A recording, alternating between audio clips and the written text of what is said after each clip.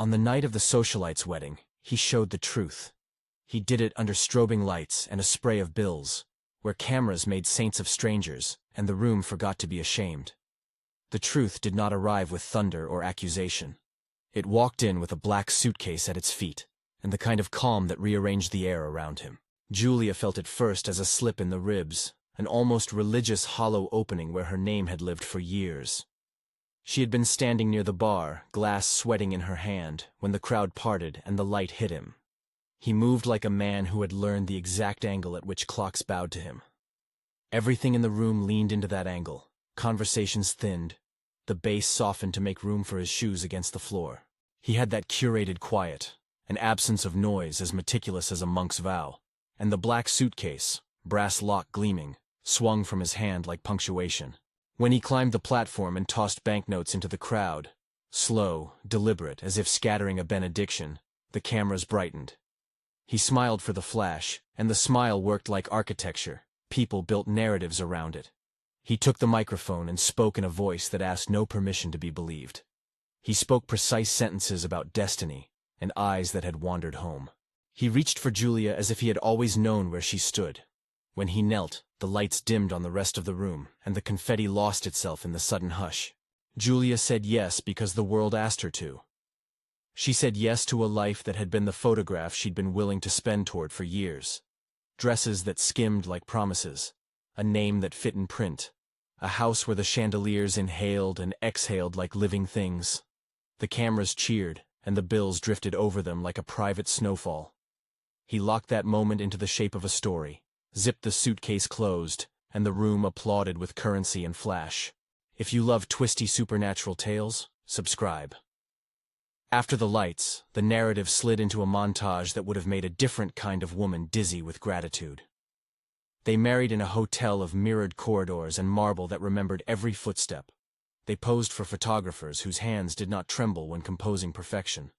They left on a honeymoon that produced magazine pages, a coastline with water like glass, cocktails whose umbrellas were statements. The black suitcase toured with them like a consort, always placed near the bed or at the foot of a voyeuring armchair, sometimes left in the car while they walked a foreign beach. It had the smell of leather and old rain, and when Julia opened it once, just a sliver to find a missing shirt, its contents seemed arranged by a devotion that had nothing to do with her. Silk folded like a secret. An envelope with no return. A small tin with a clasp of copper. When she closed it again, the brass lock made a sound like a throat clearing. Luxury solved things in a way Julia had only gestured toward in other lives. Rent stains disappeared. The apartment's corners stopped keeping secrets. There were flowers that arrived with no sender. Her phone learned a new steady stream of invitations.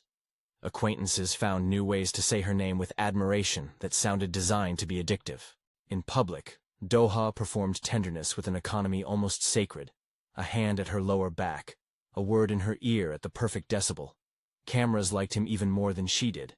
People who had once known her before the glitter, those who could list the apologies of her earlier ordinary life, found the new iteration charming and inevitable. They forgave her choices for her. But some things luxury could not smooth. His hand was often ice when it touched her cheek. It did not bleed warmth into the skin the way another man's might. He would slide his fingers around a wine glass, and the stem would fog like a window on a cold morning. He traveled on rhythms he would not explain. A business thing. A private engagement. An old friend in need. Phrases that closed like doors. He guarded the black suitcase with a practiced reverence, as if it were a relic rather than luggage. There were small intrusions of the outside world into the curated one. Once she found a clump of dark mud wedged in the corner of a silk scarf. Another morning she woke to a faint, foreign scent in the bedroom. Sap, pine, something green that had the memory of living trees. A single leaf, glossy and slightly sticky, was tucked into a shoebox on a high shelf, as though it had been forgotten there by a bird. When Julia asked and he shrugged, the shrug was a surface move. His eyes did not meet hers in the way they used to when he wanted something. "You're making monsters out of nothing," Sonia said the first time Julia mentioned her unease. Sonia had been there on the platform. She had worn the gown that made heads turn and still looked like nothing at all. She clinked a glass, watched Julia, and smiled with a type of seasoning only envy could manufacture. Maybe he's just theatrical. Isn't that half the point? He gives you this life. Dennis loomed in the margins, an old shape from before Doha's arrival, and his presence was an ache Julia had learned to make into a polite memory. He did not approve of the spectacle. At a small dinner party, he let his eyes rest too long on the suitcase, as if it were a rival. "Show me the man without the props," he said to her, but there was no accusation in his tone that could cut through the lacquered air. It was an attempt to make her see what she already suspected, but loved too fiercely to admit. "It isn't all props," she said then, and meant it. She had learned the art of willing away small fears the way she had once learned to wish away shame. She told herself that a cool hand was just the way some people were, that the strange smell came from a garden in an old house he visited for rest. She told herself stories in the quiet hours when she lay awake counting the patterns of light on the ceiling. Those stories hummed with the music of wanting. He is different, but not dangerous. He loves me in his way. Kem did not buy the stories. He had been her friend longer than anyone still invited to the glossy events. He had been the one to bring her soup when a heartbreak made her apartment smell like stale tea and stale regret. Kem's practical skepticism had a filigree of affection beneath it. He worried in a way that could be tender. "He's a performance artist, or a grifter, or a myth," he said, half-joking, one night at a diner where the eggs were mediocre and the coffee too black. "But something is not right. You can't let a suitcase be the third person in your marriage." "It makes me feel safe," Julia replied, and surprised herself with the truth. To be safe was a new muscle. She flexed it like someone trying on a coat. "It means he plans. He is careful." Kem watched her with the face of someone who had seen her choose wrong before. "Careful can be a mask," he said. "People hide under the neatest facades." Then he softened. "I'm not trying to be dramatic. Just leave a light on. Let me know where he goes sometimes." She smiled because it was easier than another argument. She filed Kem's words under the same drawer as the leaf in the box. Inconvenient things to be visited later, if at all. The black suitcase became ritual. There were nights when it sat open on the floor, its contents spread like offerings, and he would stand over it stroking items as if naming them might preserve whatever inside. He would take out small things, an amulet of folded brass, a strip of cloth that looked older than anything in the apartment, and lay them out on the bed. She learned to enter the room without sound to watch him arrange and rearrange, each motion immaculate and precise, as if arranging an argument in a language she almost knew. Once he left the suitcase at the door for nearly an hour, and she could not stop herself. She opened it. She told herself it was curiosity for its own sake, not a theft of intimacy. Inside, beyond clothes and the expected mundane, there was a small object that did not belong. A scale. A single shard of something iridescent the size of a fingernail. It glinted like a fish in lamplight. When she touched it, the sheet under her fingers cooled, and the scale left a feather mark on her skin that swam away like a mist. She hid the scale in a little velvet box, one that had once held a different kind of present, and now held proof of a proof, and she slipped the box between jewelry and memory. She told herself she would examine it later with a sober mind. She told herself nothing. The first real evidence of a double life came like a misplaced punctuation that returned over weeks. Traces where he could not have been without leaving the imprint of a world she did not own. Mud on silk. A faint dusting of pollen in the hem of a coat. Leaves tucked into the seams of his shirts. Each small thing was like a note in a melody she was only beginning to hear. The melody hinted at a geography. Trees, damp soil. A place beyond the city where the air tasted different. There were moments when the apartment seemed to hold its breath around him. The thermostat read constant, and yet Julia felt cold where he had touched her. Once, in a midnight half-light, she pressed her cheek to his palm and felt the skin slick as porcelain and far colder than it should have been. The cold had no cruelty. It was merely indifferent, like winter is to a sleeping town. She understood the sensation, as one might understand the touch of a winter window. Not personal, merely a quality of his presence. As small anomalies stacked, her denial thinned into scrutiny. She began to watch reflections more often. Mirrors, windows, the black screens of turned-off televisions became her surveillance. He performed in public with the all-consuming assurance of a man who understood the architecture of admiration. In mirrors, he sometimes looked different, not villainous, but what the world calls not entirely human. At a distance, the shape blurred. In glass, it refracted oddly, as if an extra limb of shadow curved where none should have been. She followed him once, an uncharacteristic, slightly ashamed thing that left a taste of adrenaline she had not registered since long before the wedding. He went out in the late dusk with the suitcase. He walked not to a nightclub or a restaurant, but toward the city's edge, where the skyline frays and the lights thin into a band of uncertain dark. The great tree stood there, an old sentinel, older than the condos that had tried to claim the land around it, a blackened silhouette against the sliver of a pale moon. He stood beneath its branches for a moment, the suitcase at his feet, and then the air around him seemed to reorganize.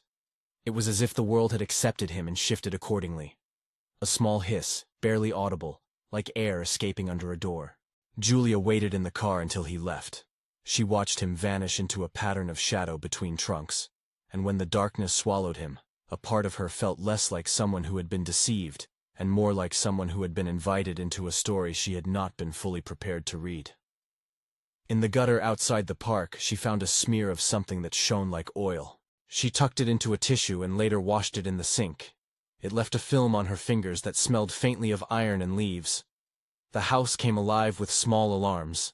A scarf shed in a closet that was not on their route. A faint ring of soil at the hem of a drapery.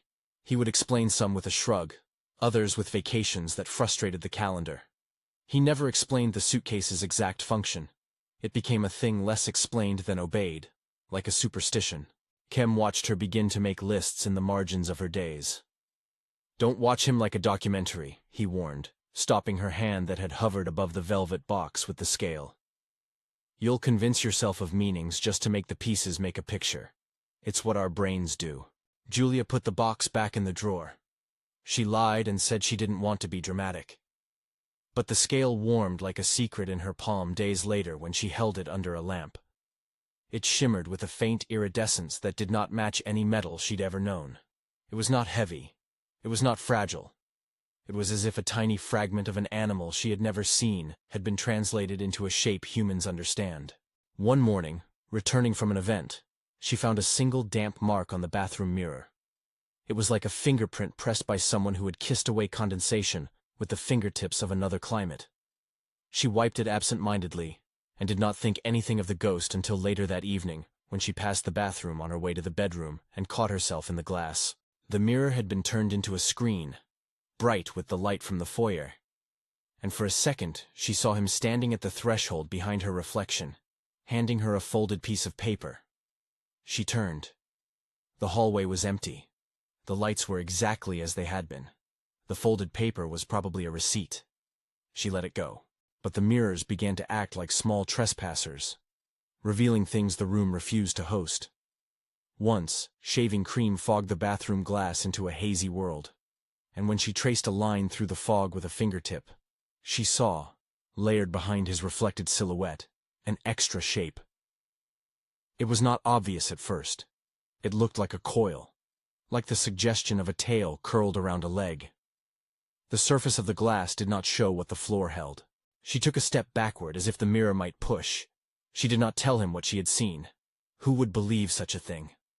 Not Sonia, who preferred brilliance to complication. Not Dennis, who wanted to burn the past to get to something less tender. Not Kem, who would tell her to collect evidence and not feelings. Instead, she kept watching. The observation turned into a private discipline, like a practice. She bought a small hand mirror and kept it in her bag. She would sit at the vanity in their bedroom and pretend to arrange her hair while angling the mirror to catch a glimpse of the space at his back. He moved as if he had been taught silence. Many men wore secrets like cufflinks. Yet when the hand mirror showed him, sometimes the reflection shifted in a way the room did not, as if one of them carried a second narrative. There was a night when the apartment had emptied of guests, and the chandelier hummed in a private, embarrassed way. He had been drinking something light and smiled at some private thought. She had claimed the bathroom as an excuse to be alone with the glass because the world felt too invited to echo into their rooms. Steam had clouded the mirror into a soft, anonymous sheet. She laced cold fingers together, and careful to make no sound, pushed the bathroom door closed. She did not know whether she expected him there. She did not know if she expected revelation or ridicule. The steam turned the mirror into a softened painting. She leaned forward and wiped a line with her wrist almost without thinking, the motion a childish attempt to see clearly where clarity had retreated. There, in the slashed oval of clear glass, she saw him. The sharpness of his jaw, the slope of his nose, everything that made him a man in a photograph. But the reflection carried something that did not occupy the tiled room. Something that coiled in a ribbon of gold behind the line of his spine, the way a rope of sunlight might wrap around a figure in myth. Julia's breathing stopped. A small animal frozen by a predator that was not meant to hurt but to be inscrutable. The thing in the reflection was not visible in the room. She turned her head as if to catch the outline with her own eyes, and the tiles kept their blankness. The towel on the rack held its stitched pattern, and the washbasin refused to betray a missing piece. Only the glass showed the otherness. Thin, iridescent scales between the fall of his coat, and a long, elegant coil that rested against the outline of his shoulder like an ornament. She touched the spot on the mirror where the coil seemed to slide most clearly. The glass was colder than the air, a slab of winter within the room. When she pressed, the cold reached through to a place inside her chest that had been trembling beneath the surface of all her new dresses. The hiss she had heard at the tree, if it had indeed been a hiss at all, was in her ears now, a soft exhale from the base of the reflection that made the hairs at the back of her neck rise in sympathetic salute. For a moment she felt a fissure open. Everything she had traded for was both dazzling and suspect. The black suitcase on the bed's footboard seemed suddenly more like an altar than luggage. The city's skyline beyond the curtained windows was a line of paper teeth. She thought of the scale in her jewelry box, the way it had shimmered like a promise it was not authorized to make. She could have left. The choice sat on her like a coin on a palm. She imagined the headlines, how the world delights in tidy revelations, and knew that no headline could hold what she had seen. The mirror's truth was private in a way that public narratives are not. Even if she took a photograph, even if she forced the image into the bloodstream of social media, the mirror would have the last line. The thing that appears in glass and refuses to stand in the room. He came into the bathroom at that moment. He did not touch her. He stopped a hand's breadth from the fogged glass, as if he, too, were comfortable with a degree of separation. When he glanced at the mirror, he looked at her reflection, and not at the coil of light that clung to him. His mouth curved in a smile that meant to comfort, but it did not reach his eyes the way normal smiles do. "You're beautiful like this," he said, the sentence chiseled to be both intimate and performative. Julia swallowed the word she had been preparing, an accusation, a plea, a farewell, and closed her mouth. Her fingers curled into the cold velvet box in her bag like a talisman. The scale inside glinted faintly like an answer she had not yet learned to speak. He reached out and his hand brushed the glass just once, the motion talon-light and careful. The mirror took the touch and kept it as if it were a memory. For the first time since she had been a woman who bought dresses for the right invitations, she saw him truly, then less truly. In the reflection, the coil tightened, answered a movement she could not see in the room. It slid, elegant as a note in a song, and there was a hint of movement at the base of his back that the room denied. Her breath came in a small, compromised rush. "Doha," she said, and the way she spoke his name turned it into a question as much as a statement. He did not give her a direct answer. Men like him did not unravel on demand. He smiled, but this time there was a weariness in it that was not performative. "Not strictly human," he said after a moment, his voice a low thing that seemed to slide along the tiles. He said it not as confession, but as a fact, as though he were reciting his address. He did not explain. He did not ritualize. He only held out his hand palm up and let the air between them be heavy enough to carry a truth. Julia's first, uncontrolled reaction was hunger, strange, animal, and immediate. She had wanted to be the kind of woman who could walk away from danger like a moral sentry. She had wanted, in her practical hours, certainty. But truth rearranged bones and desires alike. The revelation uncloaked something old in her. A fascination for the thing that refuses to belong. A greed for the rare and beautiful. a sense that the world had finally cracked open and offered her a secret too luminous to simply decline. She did not reach for his hand. Instead, she stepped closer to the mirror and pressed her forehead to the cool glass, as if proximity might give her instruction. The reflection offered no counsel. It kept its coil and its scales and its inscrutable dignity. The hiss that had been only impressed in the trees now seemed to live behind the glass, a small, continuing exhale that made the bathroom lights flicker. When he left the bathroom, he took nothing with him and left the door ajar. The suitcase sat at the foot of the bed like a patient heart. Outside, the city continued its habitual chewing of human days. In the quiet seam of their apartment, with the mirror offering a secret it would not allow her to photograph, Julia sat on the edge of the bathtub and slid open the velvet box. The scale inside was colder than she remembered, and thinner, more refined, like a coin from a country that did not exist.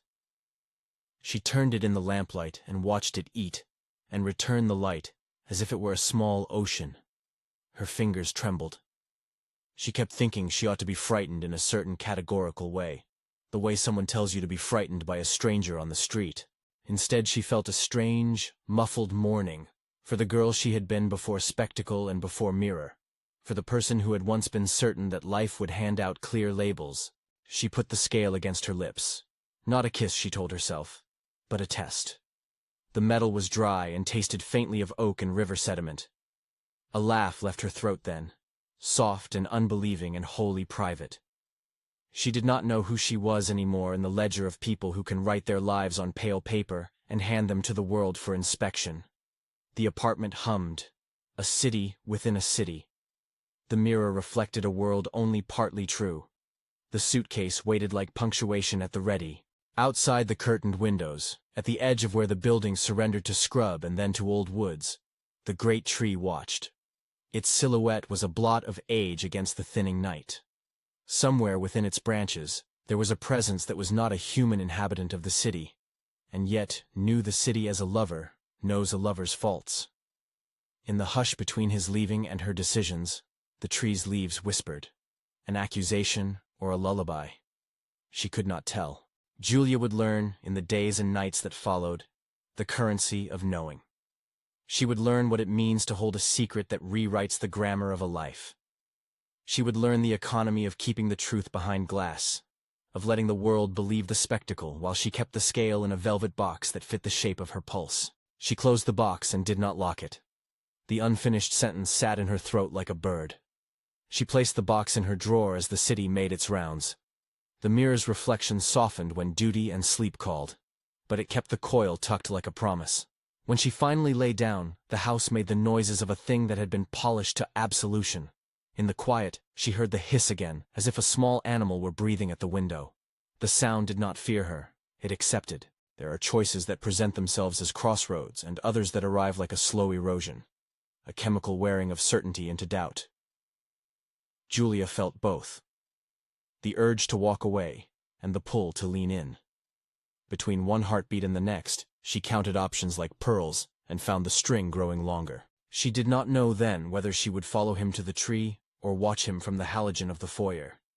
She did not know whether the scale would become a relic she carried into a future where she could not explain her own desires. But she kept the velvet box under her hand like proof of her courage or her foolishness, depending on how the story later wished to judge her. Outside, at the city's ragged edge, a shadow moved beneath the great tree, and the air shifted as though a different season had arrived without sending notice. The suitcase sat on the bed like an accusation or an altar. The mirror waited. The scale lay warm and metallic in its small hiding place, and the apartment, for all its polished surfaces, had become a house of thresholds, each one opening to a place that was not entirely of the world she had bought with her yes. The night folded around the building. Minutes slipped into a quiet that was not empty, but dense with things that had yet to speak. Julia held the scale until the skin of her fingers went numb, and in that numbness she felt something like resolve or surrender. She could not yet tell which. The mirror, behind the bathroom door, held its reflection with the same patient complicity as the world outside. He had shown the truth on their wedding night, in public, with the flourish of bills and cameras. The mirror had shown it inwardly, intimately, with a coil of light no one else could see. The two truths did not align into a single story. They hung side by side like two portraits of a person who cannot be captured by any single frame. She closed her eyes, and in the dark behind her lids, the tree's branches drifted like a hand over the moon. The hiss was a lullaby. The suitcase breathed beside the bed. The scale was cold in the velvet case and warm against the skin of a new, complicated thirst. In the morning, life would resume its rituals. Press interviews, parties, the practiced smile that fit her best dress. But tonight, in the private jurisdiction of their bathroom and the city lunging beyond the glass, the truth had shown itself in two ways. One for the cameras, bright and commodified, and one for her, private and untranslatable. She did not put the scale back in the drawer that night. She slipped it into the pocket of her robe and held it there as she slept, like a promise and a question both. When morning came, the robe still smelled faintly of the night's perfume, and the scale pressed cold against the soft skin of her thigh. Julia woke with it like a foreign pulse, as if some other rhythm had threaded itself through her heartbeat while she slept. Outside, the city was a slow, indifferent machine. Delivery trucks, a neighbor's distant hammer, someone laughing on the sidewalk. Inside the apartment, everything that had once been finished with a flourish seemed to be waiting to be restarted. The black suitcase lay where he'd left it, the brass lock catching the light like a patient eye. She dressed in public armor. Blouse, skirt, the careful accessories, and carried the secret of the scale tucked like contraband. Each movement reminded her of the bathroom glass and the coil she had seen hovering where there ought to have been only the slope of a spine. Memory made the object feel heavier than its size warranted. Holding the scale against the lamp, she watched it eat the light and give it back in tiny, alien storms. Doha moved through the day as if nothing had shifted between them. He greeted journalists with a practiced warmth, posed by balconies with a hand at her hip that read like reassurance to the lenses. He kissed her cheek for the photos and spoke of projects and philanthropy. His sentences were always the ones that fit perfectly into headlines. The public adored him, and the public's hunger made their life a kind of theater. Yet in private moments he remained a careful distance, a man of precise gestures. When he touched her, it was often the same cool, almost clinical press of skin. Sometimes she wanted the heat of an ordinary fury, something raw and warm and readable. But his indifference did not anger so much as fascinate, like watching ice take the shape of a candle. An invitation arrived that afternoon to a charity gala. The card was embossed in a hand that could have been his own designer's. Sonia texted a glittery heart and a selfie of a gown. Dennis sent only a blunt question mark. Kem called and asked where she was, in that voice that held both amusement and concern, and she deflected him with the ease of someone who could still laugh with the right crowd. Kem came that evening instead of her expected dinner. A tall presence in her kitchen, elbow on the counter, coffee in a chipped mug. He had never been good at curtain raising, more at tearing off the entire thing. He examined the small velvet box like a distractingly pretty evidence bag, his flat palm hovering over it but not daring to open. "You kept it," he said simply, like he had expected no other answer. "I couldn't throw it away," she admitted. "I thought, if I had something to look at, I could sleep." He nodded. "It isn't unreasonable to keep a piece of what's confusing you. But you should have a plan. Either you collect enough that every reasonable person can see the pattern, or you decide to accept the thing you can't explain." He tapped the scale with a finger, careful not to smudge it. "What if it's the kind of thing that only shows itself to mirrors? How do you make that a photograph?" She didn't have an answer. She told him about the coil in the glass, and the way the mirror had made him slightly other, and when she watched him process it, his face hardened not with mockery, but with an urgent, valuable worry. "We could follow him," he said, quietly. "Not with cameras or friends, just know where he goes. If it's a place we can find traces, even footprints would help." Julia imagined herself slipping behind him like a second shadow, and felt both the exhilaration and the shame of that idea. She had followed him once and watched him melt into the tree line, and the raw emotion of that memory still pulsed beneath her ribs.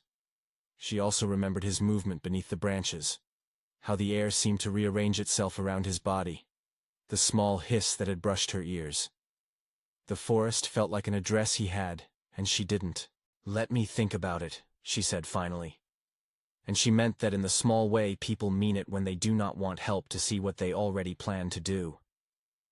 Kem left with a last look at the velvet box, his lips making a promise that was more to himself than to her. Be careful. Days blurred into the same careful choreography. Charity events, dinners, interviews, tickets to a life that required you to be always in the light. Yet the private hours kept pulling her to the mirror. Sometimes she caught him in the glass and the coil was only a suggestion. Other times it uncoiled into a more blatant flourish, and the scales shone like a rumor of fish. At night she slept with a hand over the velvet box, and a mind lit with questions that made her feel both younger and exhausted by a lifetime of measurement. Dennis appeared more often. He arrived one rainy evening in a jacket that still smelled of smoke and old regrets. He had the steady air of a man who believed in the currency of things said aloud. He watched her move through her home with a critic's eye. "You should leave," he said bluntly when they were alone in the kitchen, and the sound of water in the sink masked any softer words. "This isn't an argument about taste. This is... You didn't used to be someone who let someone else be an entire event in your life." She bristled. "I didn't ask you to be moral arbiter." He set a bottle of wine on the counter between them as if depositing evidence. "I'm not. I'm saying you might be happier without the things you think you need." Happiness, lately, had been a slippery coin. There were nights he had given her a tenderness that seemed almost human. Pillow conversation. A hand that lingered in ways that felt like an offer. Julia had learned to catalog those moments and treat them like samples in a gallery, small, framed, and possibly curated. She also cataloged the anomalies, each like a crack in the alabaster of their life together. Dennis's words felt less like warning than a plea from someone who had shared her earlier versions and found them more honest. When the suitcase went missing one evening, the alarm that rose in her throat was not entirely about the object. It was the sense of an altar in motion, the implications of something that had been a presence now absent. Doha said nothing at dinner about it. He arrived late, smelling faintly of pine, a wind from somewhere she couldn't name. He apologized with a half-smile that asked no forgiveness, yet when she asked where it had been, he only said, "I left it at the place. I needed to be alone." And the sentence solidified into his usual barrier. "You left it where?" she pressed, trading the indirect for directness she had practiced in countless assemblies with sponsors and curators. The question felt childish and necessary. He looked at her as if at the punctuation of a thought. "At the tree," he said simply. "You know, the one at the edge of the city." She remembered. The silhouette in the dark. The hiss. The tree was a boundary in a city that preferred straight lines. It had roots small and enormous enough to hold secrets. She imagined him standing beneath it, the suitcase like a portable altar at his feet.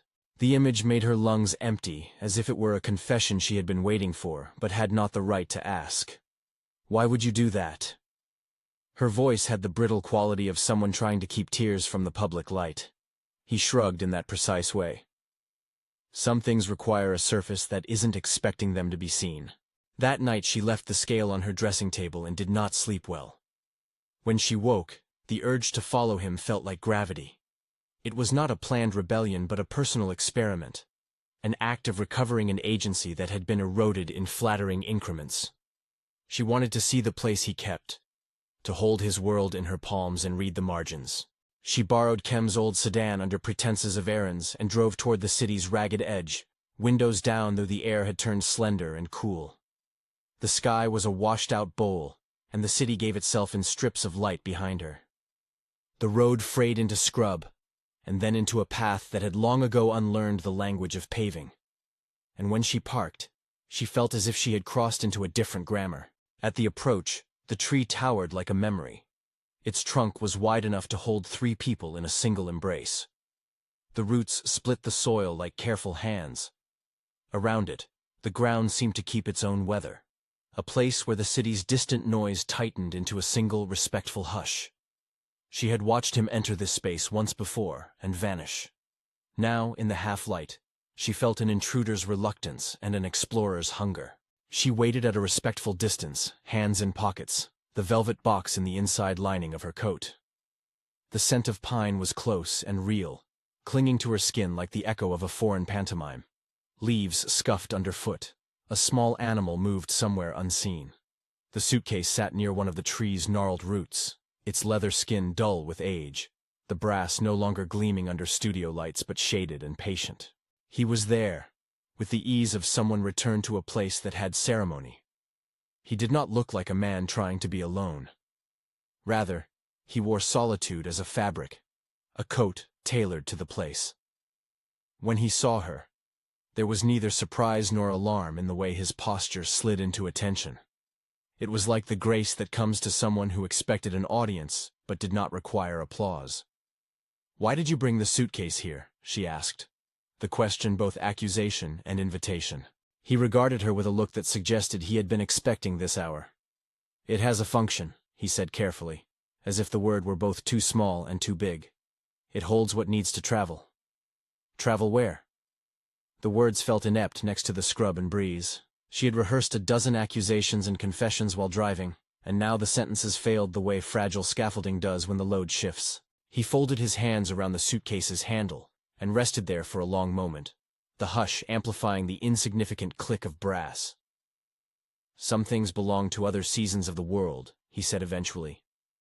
"They come here to remember how to be." Julia wanted a firmer language than the one he offered. She wanted the absurd reckonings of modern life. Proof, a photograph, an explanation that fit into a headline. But the tree did not agree to headlines. It only continued to breathe and to hiss in the way that had once seemed like an answer, and now seemed like an ongoing, patient conversation. "Show me," she said, and the word was not a command as much as a personal plea. He smiled as he did for cameras, the kind of smile that softened the world without degrading it. "You ask much," he said, and the sentence was gentle. "If you want me to stay, you have to let me know what I'm part of," she said. The admission tasted like a bargain. He considered the silhouette of the city across the way, as if weighing public currency against private truth. Then he opened the suitcase. She had expected objects, charms, papers, odd garments, but what he took out was smaller and stranger, a length of cloth woven like rope, filigreed with threads that looked like light folded on itself. He unraveled it, and when the thing loosened it made a sound like wind through an instrument no human hand had invented. The air seemed to pay the unraveling with a reverent silence. "Is that—" she began. But the question stumbled.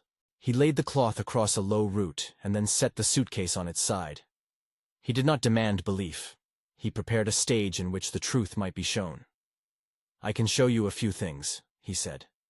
"But I do not belong to the same ledger of certainties you were raised to trust. When I remove what I wear for this world, it is not meant to frighten you. It only changes the rules." There it was, the small careful phrase, "I am not designed to fit your ledgers." She felt the old ledger tearing at its binding. She stood very still and watched as he folded the cloth around his wrists and neck in a pattern that did not belong to any tailor she had ever known. It settled and smoothed like a living shawl. The air tightened. The hairs on her arms rose with the recognition of something lived around. He took her hand then with a motion that was neither rough nor indulgent. The coolness pressed through her skin, the same porcelain chill she'd felt in the bedroom. But in the tree light it carried a different quality. The coolness was not simply temperature but a clarity that cut through the fog of a life assembled for appearance. "Look," he said. Behind him the shadow of the tree deepened into shapes that no lamp could cast. The ground sighed. The small hiss she had heard before rose like a chord, and the air around his shoulders seemed to take on a sheen. His silhouette changed, not with a violent bloom but as if some background layer of him had been pulled away to show an underpainting. Where the curve of his spine met the coat, something luminous uncoiled. A ribbon of golden scale, slender and unquestioningly elegant, like a memory of sunlight. It moved with the slowness of tide. Julia's breath left her in a quiet gasp that belonged to someone watching a rare animal, awe and a spike of fear braided together. The scale showed itself without screaming. It was simply there, a part of the man who had stood in 100 photographs and never revealed his edges. "You could have told me," she said, partly reproach, partly supplication. He looked like a man considering what it cost to speak plainly. "I told you in the glass," he said. and the reminder of the mirror made her feel suddenly as if every home she had known had been built with secret rooms. "You could have told me in words." He smiled, and for a ventricular second, the smile was melancholy, not theatrical. "Words are often poor maps." He withdrew his hand, and the ribbon of scales slid back under the line of his coat, with the economy of a sleeve being smoothed into place. The act was not about concealment as much as preservation, folding away what belonged to one climate so it could be tucked into another's pockets without fraying. "Do you live here?" she asked, the practical curiosity reclaiming breath. He shook his head. "This is a place I pass. A boundary."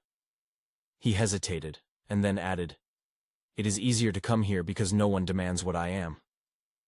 The admission felt like an offering rather than a confession. For a moment she imagined the map of his life dotted with such places. Thresholds and trees, rooms in which identity was permitted to be less strictly trimmed. The image made her both ache and itch with a desire she could not name. "Will you show me more?" she asked. And in the question, there was a soft reverence, as if she were asking permission to enter a library of a private religion. He considered. His eyes brushed the hush of the leaves. They caught the small sliver of city light, and then returned to her face as if reading copper lines. "It is not all spectacle," he said slowly. "Some parts of me belong to a logic that would frighten you if you tried to translate it too literally. I have no appetite for causing harm." She let the sentence settle. "I don't think you would harm me," she said, which was both true and a dangerous hope. The truth made her feel both childlike and reckless. He stepped closer, and the tree accepted him like an old friend. He folded his hand around hers as if the gesture were a delicate instrument. Up close she could see the scales along his knuckles, tiny, iridescent, their edges catching the last of the sky. They were not monstrous. They were exquisite in a way that made the city seem suddenly coarse. "You could leave with me," he said quietly. "We could go to the places that fit me better." The offer sounded like a cadenza, beautiful and impossible. It required her to exchange a life of certainty, public adoration, measurable success, for a lineage of ambiguity and myth. Julia's mind ran through the ledger again. Houses, dresses, names in print, friends who courted her face. What good were those things if she felt like an actor in someone else's story? "I can't just vanish," she said, which meant more than logistics. It meant everything. The interviews, the obligations, the people who loved the idea of her more than they might love the woman beneath the light. "You wouldn't have to vanish," he said. "You could choose another way of living."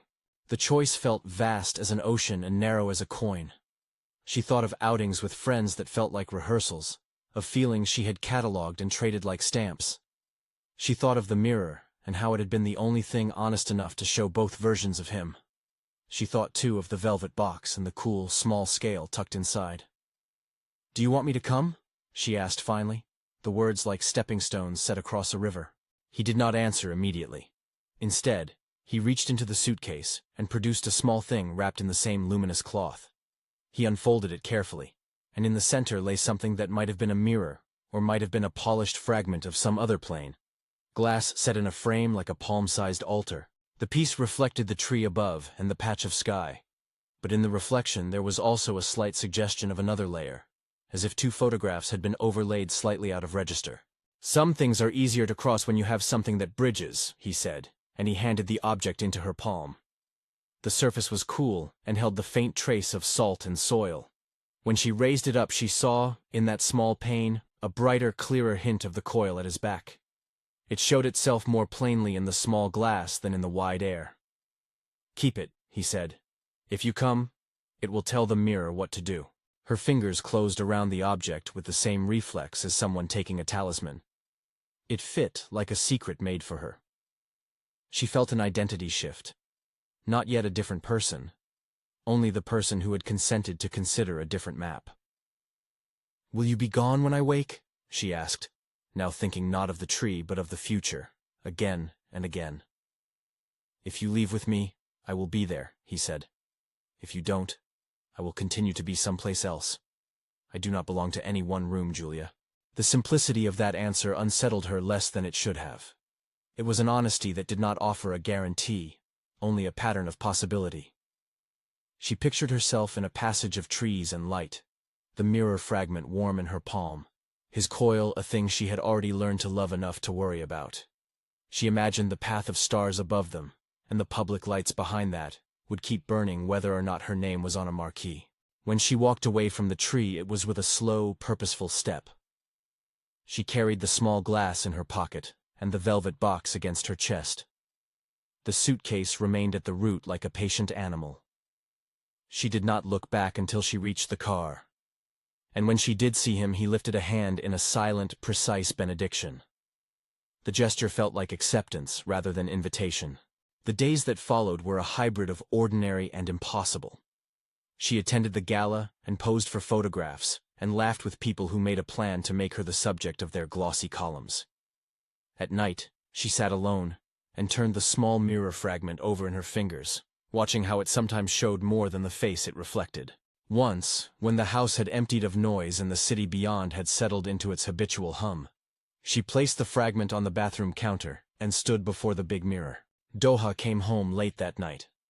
The house received him as if it had been waiting, and when he passed through the doorway, she watched him in the large glass. The coils seemed to stir under the fabric of his coat. He moved like someone who had been traveling between climates and needed to be smoothed into one again. She made no dramatic demand. She only held the fragment up and let its surface sit between them.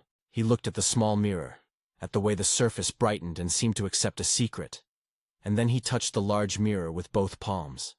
The glass took his hands and showed them to her as if in slow motion. The skin, the tiny scales at the knuckles, the long, unhurried pulse of his veins. He did not speak. He let the mirror do the explaining he had always found inadequate. Then, and it was the thing that would replay in the marrow of her memory, he leaned his forehead to the glass. The reflection answered him almost as if it were a separate being. The coil uncoiled, the scales rippled, and the air in the bathroom seemed to thin. He lifted his hand and pressed it against the surface. She watched his fingers flatten to the glass, watched the point where flesh met reflection, and the two surfaces did not quite match. For a breath the world waited. His reflection stayed in the mirror, alive and whole. The body in front of the glass stilled, and then, impossibly, seemed to fold back into itself the way a map might be folded along a seam. The room smelled faintly of sap and iron, that same scent she had once washed from her fingers. The man who had been standing before her presence was lighter, as if some weight had unburdened itself and turned into vapor. When she blinked, he was gone. Only the reflection remained, moving as if behind glass and untroubled by the physics of the room. He looked at her from the mirror with an expression that was gentler than anything she had seen in public, the look of someone who had been freed of a certain social armor. "This is as close as we can be in daylight," the reflected version of him said, his mouth forming words that traveled only by the approximation of the lip. His voice was a remote thing, like a broadcast through a thin wall. "If you lay your palm where mine rests now, you can choose to follow what you can see." She did not hesitate. Her hand reached out and touched the glass where his had been. The surface was colder than her skin, but when she placed her palm there, she felt something else. The minute vibration of a place that was not only mirror and not only flesh. It felt like the press of a current you might mistake for a door if you didn't know the city as well as you knew your own name. The reflection smiled, and in that smile there was both invitation and warning. "You will not find a usual life," he mouthed, "but you will find truth." The word truth in a world that loved spectacle felt elastic and dangerous. She thought of her magazine covers, of Sonia's glossy smiles, of Dennis's blunt worries, and Kem's practical tenderness. She thought of the velvet box and the coin-size proof it contained. She pressed her other hand to the glass, and the mirror accepted the touch as if it were a key. The reflected hand lifted, and the space between the two planes grew thinner, like a seam being smoothed. For a second, she felt the disorienting sensation of being simultaneously looked at, and inside, a looking. The bathroom lights low, the city beyond, the house settling, a hush of many lives, was the setting for an act that required no flourish. Then, without cinematic pyrotechnics, the surface of the mirror shivered as if a small wind had crossed it. The reflected figure stepped backward, and where his body had been, the glass did not show the same thing. It continued to show him, but with a small absence at the base of the spine where the coil should have been. The man in the glass raised his hand in a slow, gentle goodbye. His lips shaped words without sound. He was both there and not there. When the mirror finally steadied, the reflection showed an empty bathroom. The place swallowed a small sound that might have been her own breath. The only evidence of him was the gentle press of his handprint in the dust at the edge of the frame, and the small tug of light in the glass where the image had been. Outside, the city kept its rituals. Cameras flashed at parties. Writers wrote lines that fit neatly into the culture's appetite. But within the house, the absence was a presence that expanded like the tide. She found the suitcase abandoned at the foot of the bed, the lock unclicked as if it had been set down in haste. The velvet box with the scale lay open on the dressing table, the discard of jewelry and evidence scattered around it like aftermath. She did not scream or call for help, because there were no scripts for this kind of thing. Instead, she sat on the edge of the bed and let the truth settle into her like rain. There was a part of her that had expected a dramatic mating of myth and modernity. A hero's choice, a public reckoning. What arrived instead was small and domestic, an absence in a room and the persistent, soft knowledge that a world had shifted beneath her feet. She went to the tree the next day, alone, as if alone were an appropriate way to bear things of this order. The suitcase was back in its place among the roots. The scrap of cloth lay folded like a napkin on the suitcase lid. He was not there. In the bark, she found a scale, larger than the one she had kept, nestled in a knot, as if someone had slipped a coin into a crevice and intended it to be a secret to be found by the right hand. The scale was warm in the morning air, and when she touched it, a small prickle traveled from her finger up her arm. Doha, she whispered to the trees, and the single word felt like instruction. The trees' leaves shivered. The hiss she had heard before rose like a languid exhalation, and for a second she thought she saw between the branches a movement so slight she could not be certain. It might have been wind. It might have been a bird. It might have been the suggestion of something that preferred not to be pinned down by human verbs. Back in the apartment, the world continued its ceremony. People asked the questions that public life lends. Where was he? Had he left her? Speculation followed like paparazzi in search of a story. There was relief in the ordinary concern of others.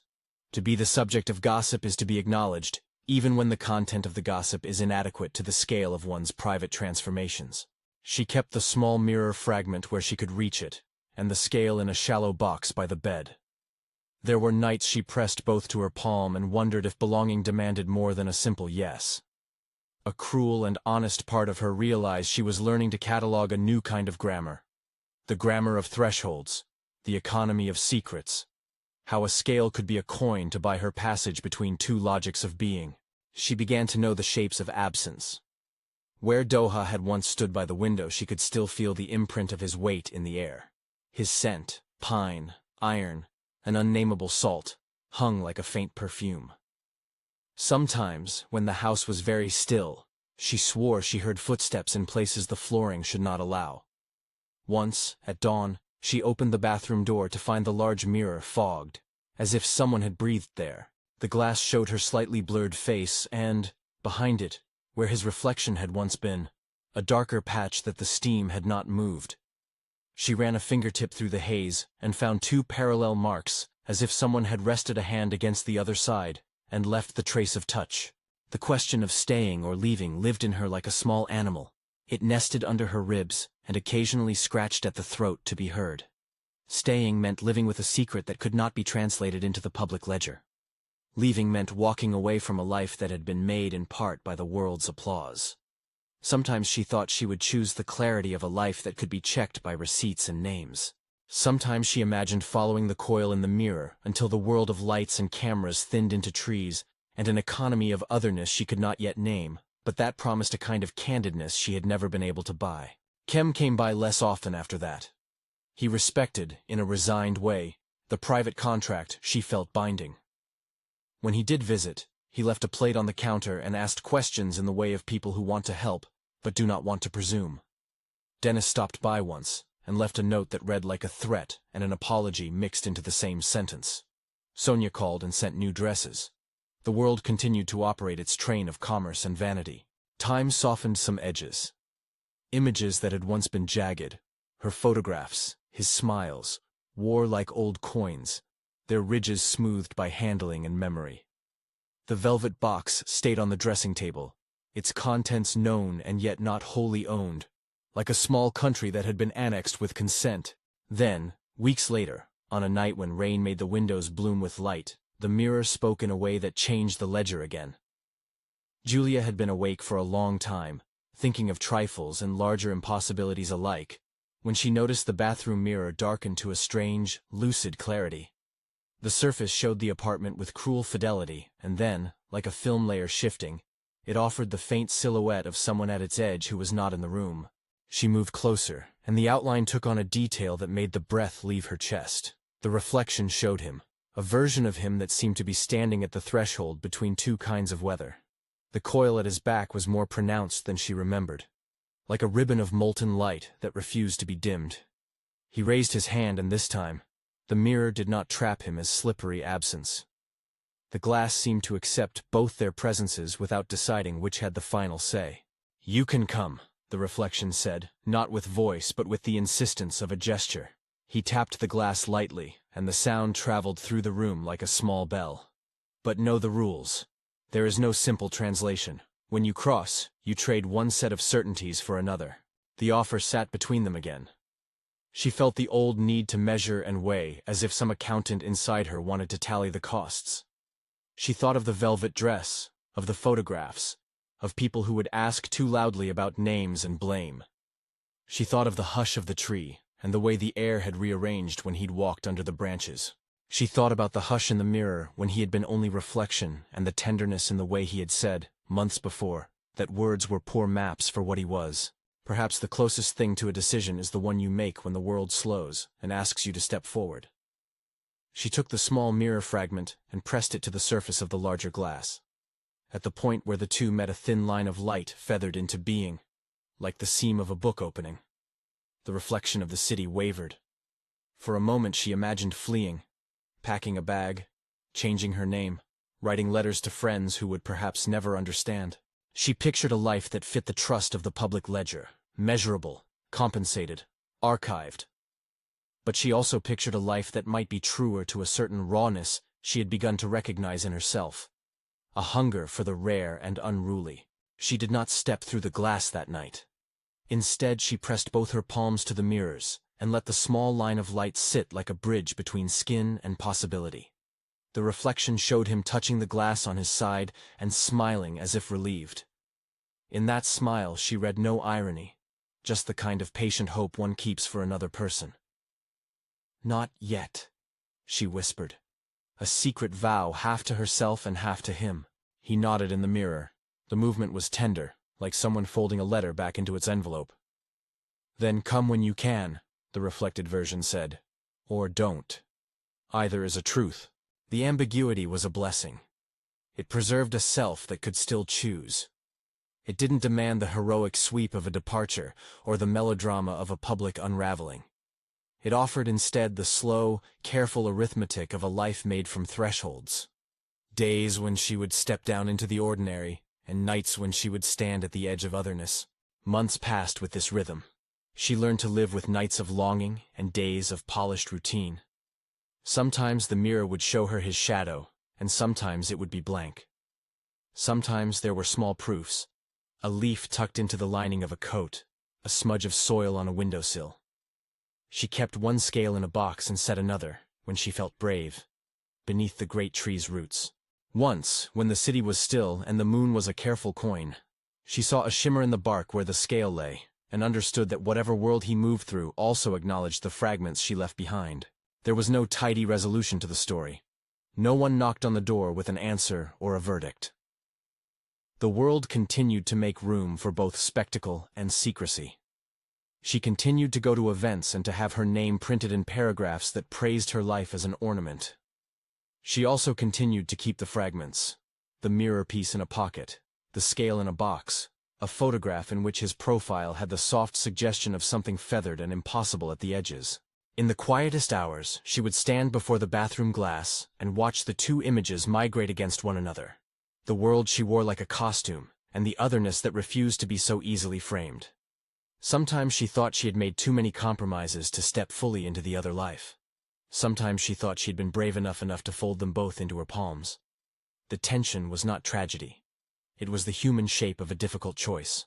On certain evenings there would be a sound at the edge of the apartment, a faint hiss that belonged neither to the building nor to the city. When she pressed an ear to the glass, she sometimes felt the pulse of someone else breathing on the other side. She would touch the spot and remember the tree, the suitcase, the way the mirror had once held his reflection in lieu of the man himself. Years can fracture the sharpness of any story into something softer and more private. The magazine covers yellowed in a drawer. Friends quarreled and married and drifted. She kept the scales as if they were parts of a map only she could read.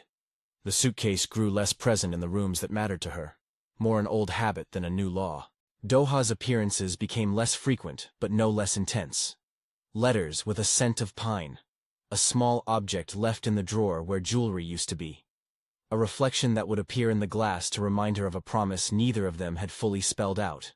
Once, when she sat by the big mirror with the small fragment in hand, she noticed that the glass did not only reflect what was. It reflected what could be imagined. Those thin possibilities that memory, desire, and fear weave when pressed together.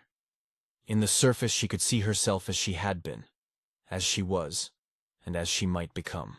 The coil at his back seemed less like a monstrous appendage than like an adornment, ornamental, dangerous, beautiful, and she could not say if that change in perspective made his otherness more or less frightening. It only made it more present in the ledger of her days. One evening she set the scale atop the dresser and rested her palm on its cool edge. The room held its breath. The mirror reflected a woman who had once been certain and now practiced the art of being partly certain. She thought of the two truths she had been given. The public spectacle in which she had been crowned through cameras and the private revelation the mirror had kept for her alone. They were not reconcilable into a single narrative, and perhaps they never could be. The story of her life had acquired a seam. Along that seam, she could choose to walk either side and still remain herself. The choice had never felt like surrender. It felt like stewardship. She thought of the great tree at the city's edge and imagined it keeping its long watch, leaves whispering like witnesses. She imagined him there, sometimes present and sometimes distant, like a tide whose movements could not be explained but could be anticipated with a kind of learned reverence. She rose then, in the hush before night fully claimed the windows, and placed the scale back into the velvet box. She did not lock it. She set the box under a stack of commonplace things. A photograph from a charity gala, a ticket stub, a pressed leaf she had once found in a shoe. The objects looked ordinary together, as if the extraordinary could be folded into everyday life like a secret letter. Before she closed the drawer, she held the box a moment longer, and thought of the first night when the lights had faltered, and the black suitcase had made its punctuation. On the wedding night, he had shown the truth before a crowd. A public flourish that broadcast the beginning of a life together. And somewhere afterward, in the private jurisdiction of mirrors and trees, he had shown the otherness that made him not quite what the world expected. She had been offered spectacle and mirror, and she had chosen to keep both. Outside the windows the city continued to pulse, and the great tree stood beyond its edge like a patient sentinel. The suitcase remained in the memory of a bed and at times on a route. The mirror kept its small surprises, and most days gave her nothing more than her reflected face. At night sometimes, when the light thinned and the apartment's surfaces gathered their shadows, she would press a palm to the large glass and imagine the other life beside her, a possibility that made her breath stop in small, reverent ways. She did not know, and perhaps she never would know, whether she had chosen wisely. There is no ledger to record the satisfaction of a decision that involves myth. What she did know was that she kept the scale, and that the mirror sometimes showed things the room did not admit. She kept the photographs she had taken and the letters she had received and the small fragment that passed between worlds. She learned to measure life in thresholds rather than conclusions, and in so doing, she found a kind of fragile contentment that had the weight of an honest thing. Sometimes, when friends asked her if they had missed out on some grand revelation, if there had been a lie that warranted a public howl, she would smile in that private way and say only, "Some stories are ours to keep." The answer sat between her and those who loved spectacle. It made them accept the mystery but never fully understand it. And she was content enough with that. At last, in the house that had been repolished to admit both charm and secrecy, she stood before the mirror and regarded the woman who had said yes on a stage of falling bills and who had later learned to read a life in the quiet language of glass. She took the small scale from the velvet box and set it on the dresser where the mirror could reflect it like a second truth. In the glass the scale was doubled, the object itself, and the way light made it seem like a vessel for other things. The mirror held both images without deciding which mattered more. She turned off the lamp and let the room fall into a darkness that was not empty but dense with possibility. The last sound she heard before sleep took her was the distant hiss of the city breathing and, under it, an echo she had learned to recognize, the soft, endless whisper of the tree. In that sound she heard neither accusation nor assurance, but the ongoing present of a life that refused to be simplified. If you are watching and have an idea of what he might truly be, leave it below, where you're watching from and what you think he is.